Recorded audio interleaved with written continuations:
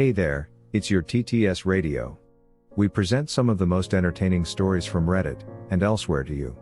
Make sure to subscribe and enjoy the show. Today I messed up by not washing under my foreskin for the first 15 years of my life. So I know most people masturbate in the shower or in the toilet, but I've always done it in bed. I am living with my parents, so I guess I just like the privacy of my room. Then, and this is what I now realize is me being a weirdo, when it was time I would just pull up the blanket, roll over to the side a bit and come onto the wall and below the bed. I never really thought much of it and it never smelled bad, so I just kept doing it because it was easy. Nobody noticed and people seldom visited my room anyway. After some years of doing this, I recently reached a few difficult points in my life and this exacerbated my masturbation habits. I used to only masturbate like once a week or so, maybe that's why it didn't smell? But for a couple of weeks I started doing it every day, sometimes a few times a day. This usually wouldn't be anything out of the ordinary for a teenager, but since I was always ejaculating on my wall and bed, I began to get a bad cockroach infestation there. I didn't notice at first, and since I've never had cockroaches before I didn't really know what they were, but eventually I read up on the internet that cockroaches like to live in dark, moist places in the house, and that made sense. At first I felt really disgusted. I wanted to exterminate them, but I definitely didn't want my parents to find out what happened, so I tried to kill them by flicking them into a bowl of water and watching them drown. But then I felt really bad. I don't know why, but it felt like murder. I didn't really dislike the cockroaches. I had never even seen cockroaches before and they were kind of interesting. So I decided to stop killing them and kind of just let them be for like a week. At this point I finally began masturbating in the shower. I know this sounds really weird, but I kind of began thinking of them as my children. It started out as a joke thought, but then it got more serious. Like, they were literally born out of my sperm. So in my mind it made sense that they were my offspring in a way. I actually want kids when I grow up. And this was kind of like that. I used to bring them food and stuff from the kitchen and play with them by moving them around the room or letting them crawl on me, and I just got really emotionally attached to them for a while, even though they were obviously just insects. Then my parents found out. I think my dad saw one in the kitchen and immediately freaked out and called the exterminator the same day while I was at school. So we had to move out for about a week to an Airbnb, and I was really depressed the entire time, but I couldn't tell them why. They thought I just didn't like the Airbnb.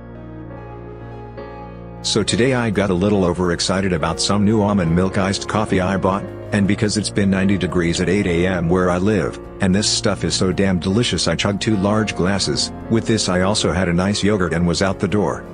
I was feeling great today. I had just bought a new pair of short shorts. They're sheer and billowy, so I just threw on a little nude thong underneath.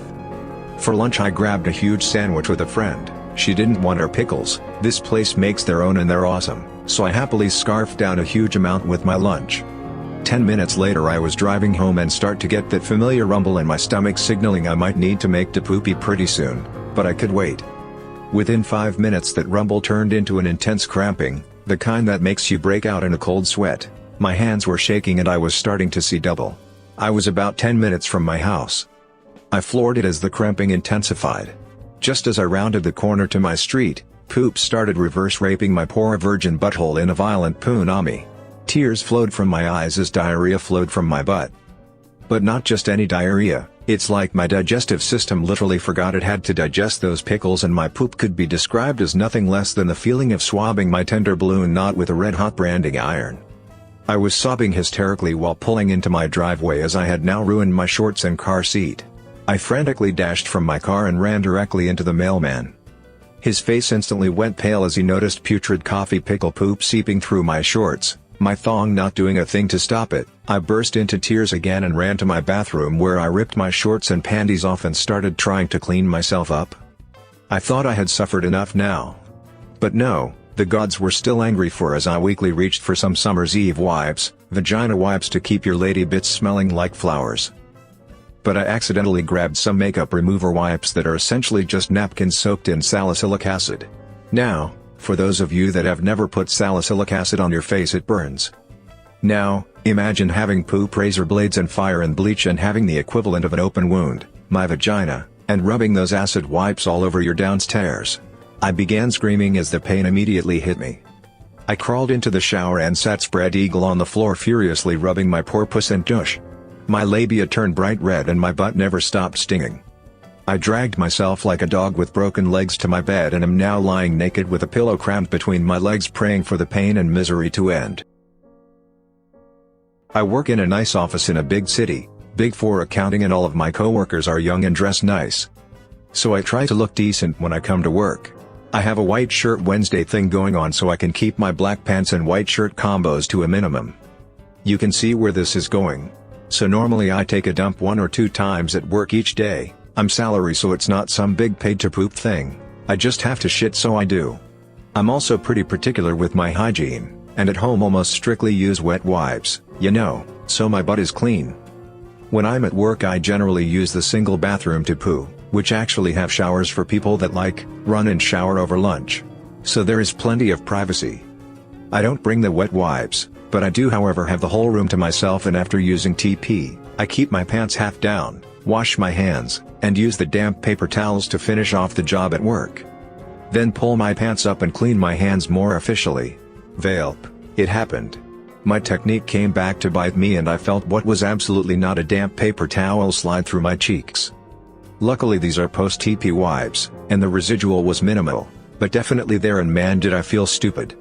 It was low enough on the tail of the shirt that it was tucked into my pants the rest of the day, I hope, and I went on with work, including an hour-long meeting with about 8 people. Cleaned it well in the sink, but I got a whiff later in the day which disgusted me, and took an early train home. No one commented on it, and as far as I know, no one noticed.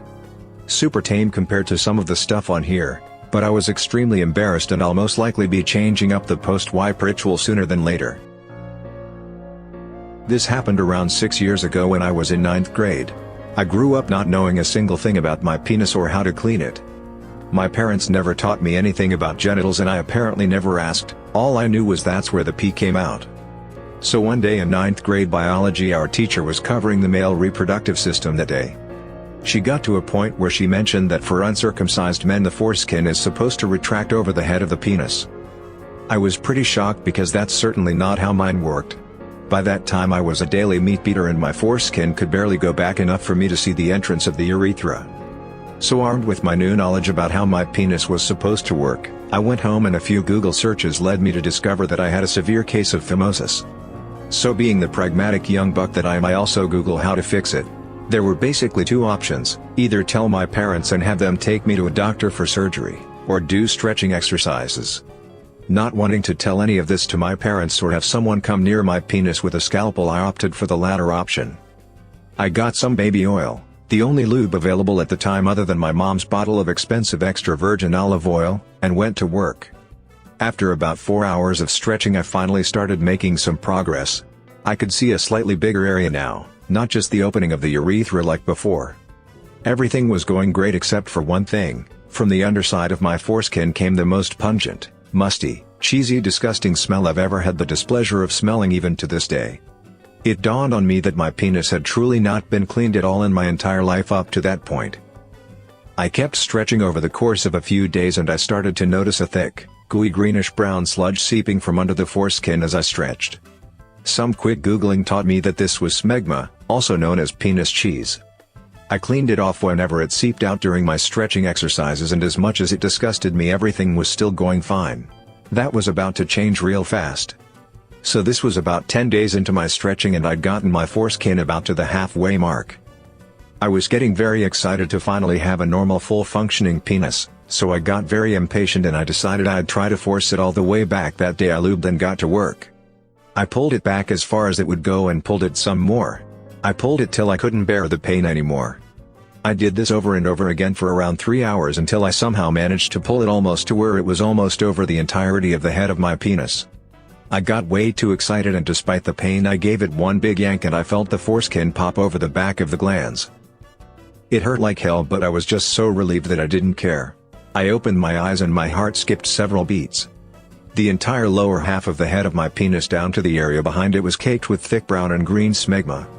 That was now mixing with the blood that was now seeming out of where I tore the top part of my foreskin when I yanked it over the glands. I freaked and squeezed the area to stop the bleeding, and that only made the pain worse. It eventually stopped and then I had to chip away at the smegma caked onto my penis. I eventually got it all off after half an hour of scrubbing. I was still hurting, but I was finally done. I got the foreskin all the way back over the head of my penis. I thought that was it.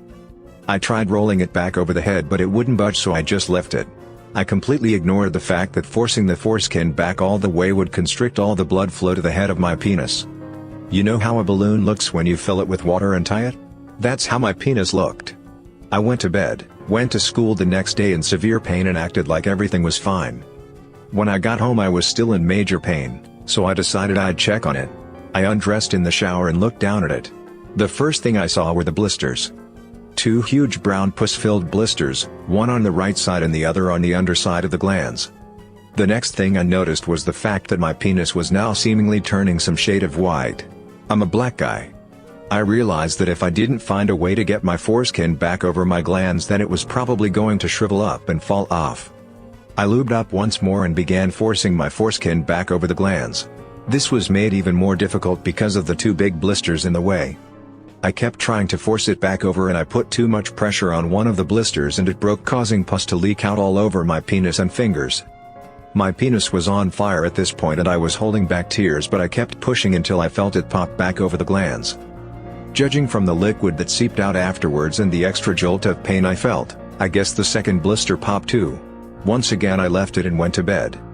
I checked 3 days later and my penis went back to its original color. I rolled back the foreskin again and cleaned where the blisters were, and within 3 weeks I was pretty much okay. My foreskin was still tight, and I do think constricting my glands with the opening of my foreskin for a whole day probably made me lose a tiny bit of sensation down there, but hey, at least my penis is clean. Also, please, for the love of God, teach our kids about their body. Even if they aren't as stupid as I was, don't take that risk. So, I've been using a homemade toothpaste for a while now. I don't have any fluoride conspiracies for you, I just enjoy making some of my own home and hygiene products as a way to save money and live a little greener, and my teeth check out as being fine for it, so why not? Well, I ran into a pretty good reason tonight. The recipe I'd been using is kinda hard to squeeze out of a toothpaste tube in colder weather, so I'd left the back of the tube open and I've just been dipping my brush in that way. The last couple of nights I've been getting to bed late, and since I was already half asleep, I didn't even turn the bathroom light on, I just jammed my brush in there and went to town in the dark. Today, I had the light on, and I looked into the tube as I dipped my brush. Smushed against the side of the tube was most of a dead cockroach, juicily eviscerated in such a way as to make it clear that my toothbrush was the culprit. My toothpaste is normally a tad gritty anyway, so I had no reason to think anything was up while I was merrily rubbing a roach all over my gums.